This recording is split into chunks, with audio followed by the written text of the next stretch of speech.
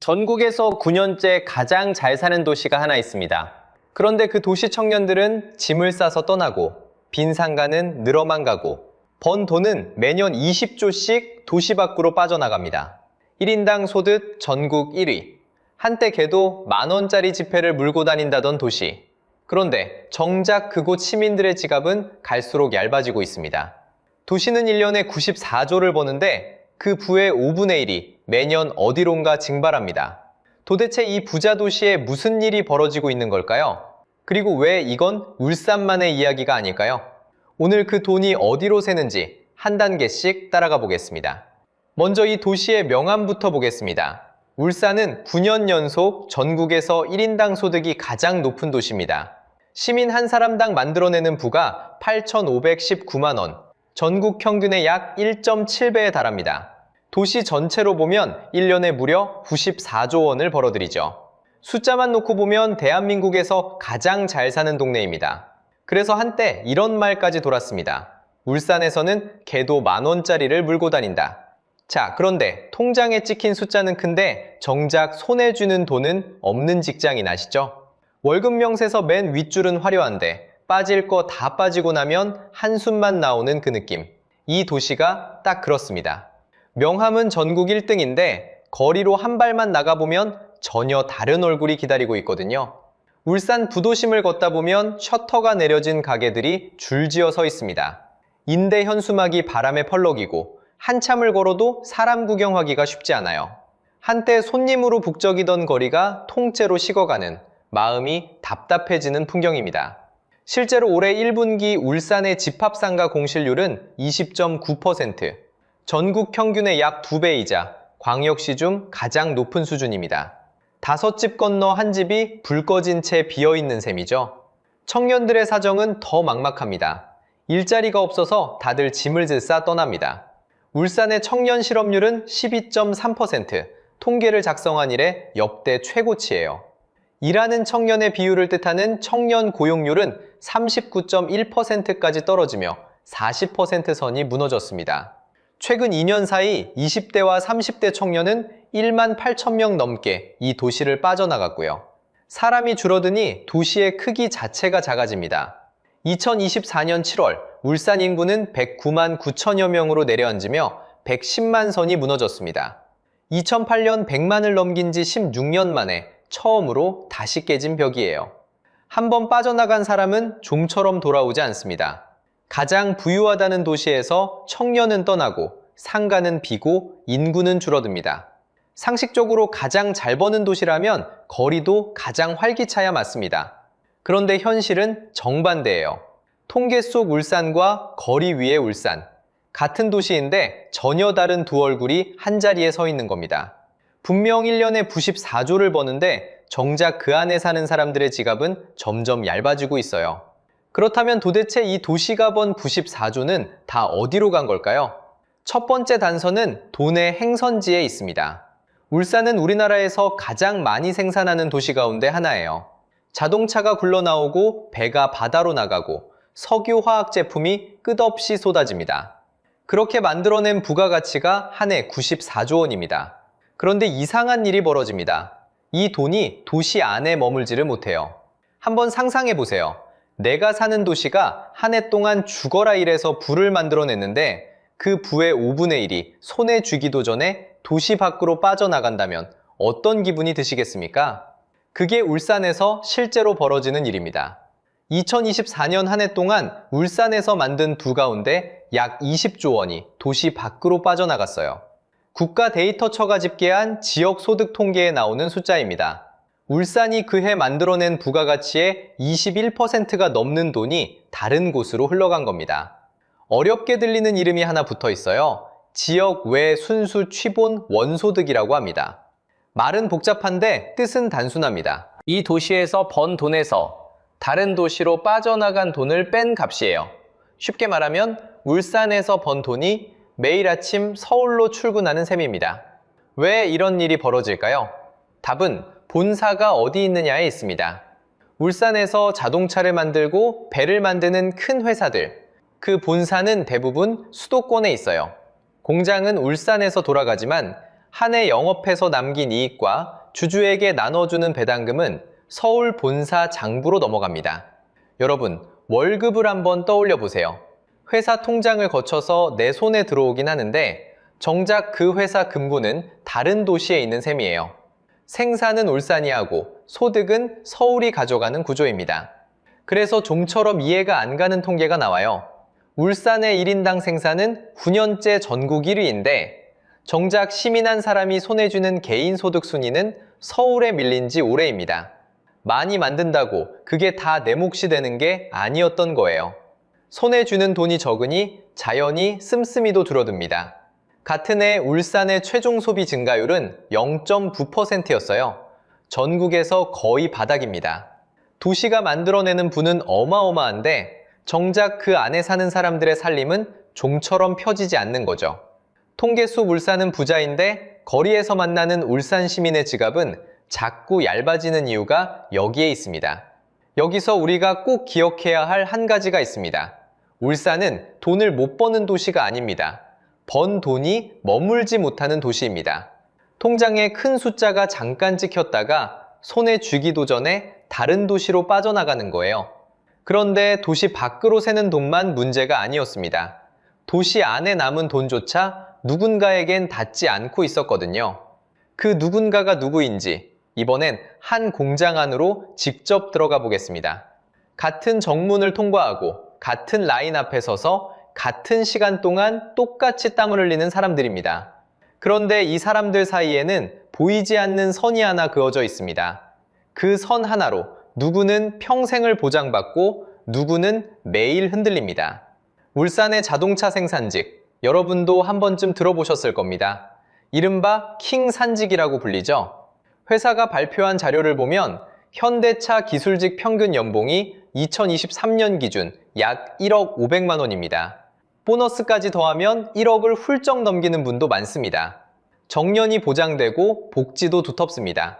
누가 봐도 좋은 일자리입니다. 문제는 같은 공장 안에 바른 줄이 있다는 겁니다. 정문 앞에 두 줄이 선다고 생각해 보세요. 한쪽은 정규직 줄, 다른 한쪽은 하청과 협력사 줄입니다. 같은 시간에 출근해서 같은 제품을 만드는데 받는 돈도 다르고 보장도 다릅니다. 한쪽은 평생을, 다른 한쪽은 계약 기간을 셉니다. 조선도 마찬가지고 자동차도 마찬가지입니다. 산업이 다를 뿐 정규직과 하청으로 신분이 갈리는 구조는 똑같습니다. 이게 어떤 의미인지 한 사례로 보여드리겠습니다. 한 비정규직 노동자의 이야기인데요. 일하다 다쳤는데 회사 안 의료시설을 쓰지 못하고 밖으로 실려나가야 했습니다. 같은 공장에서 다쳤는데 신분이 다르다는 이유로 들어갈 수 있는 문이 달랐던 겁니다. 물론 이건 모든 하청 노동자가 겪는 일이라고 단정할 수는 없습니다. 그저 한 사람의 사례일 뿐입니다. 하지만 그 한 사람의 경험이 그 선이 얼마나 단단한지를 보여줍니다. 여러분이 한 공장에서 20년을 일했는데 바로 옆자리 사람과 신분이 다르다면 어떠시겠습니까?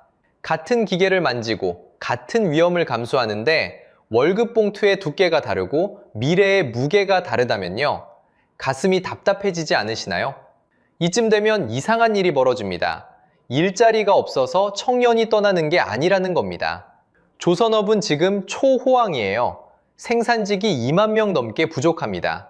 사람이 모자라서 배를 못 만들 지경입니다. 그런데도 청년은 오지 않습니다. 2022년 7월부터 2024년 7월까지 2년 사이 울산의 20대와 30대 청년이 6.9%, 18,984명이 빠져나갔습니다.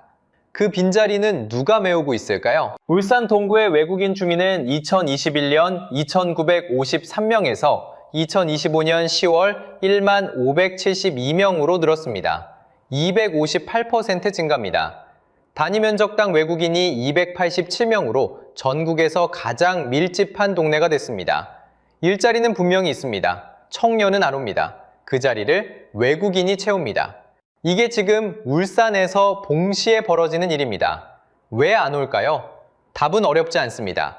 들어갈 수 있는 문은 좁고 들어가도 신분이 갈리기 때문입니다. 정규직 자리는 바늘구멍입니다. 운 좋게 들어가도 옆에는 다른 줄이 있습니다. 청년들은 그걸 압니다.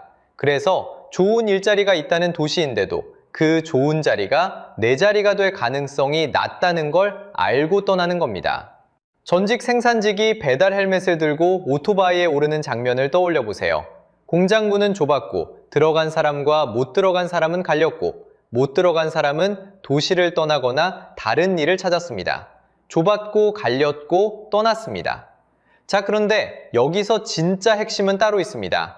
이 모든 게 누구 한 사람의 욕심 때문이 아니라는 겁니다. 이제 돈이 새는 진짜 구조를 한 단계씩 분해해 보겠습니다. 울산이 1년에 번 돈을 딱 100원이라고 해볼게요.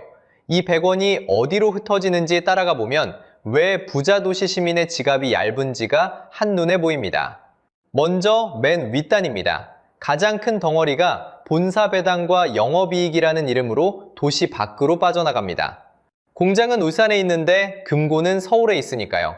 앞에서 봤듯이 부가가치의 21%, 무려 20조 원이 매년 이렇게 도시 밖으로 새어나갑니다. 두 번째 단입니다. 남은 돈에서 사람 몫이 줄어듭니다.